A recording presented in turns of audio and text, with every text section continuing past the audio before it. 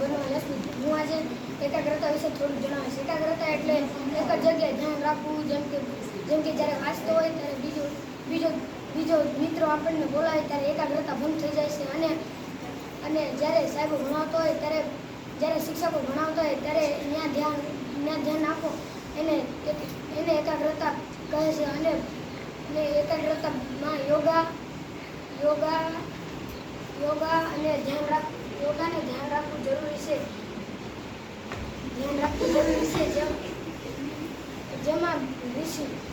જેમ કે જૂના જમાનામાં ઋષિ મુનિઓ યોગા 1 વર્ષ સુધી કરીને એકાગ્રતાને વધારતા અને જ્ઞાન પ્રાપ્તિ કરતા. એકાગ્રતા કરેલું કામ કેવી રીતે થાય, કેવું થાય? એકાગ્રતાથી કરેલું કામ સારી રીતે થાય અને એ કામમાં ક્યાંય તમે અટકાવો નહીં. જ્યારે તમે કામ કરો ત્યારે તમે ગમે ભૂલાઈ જતા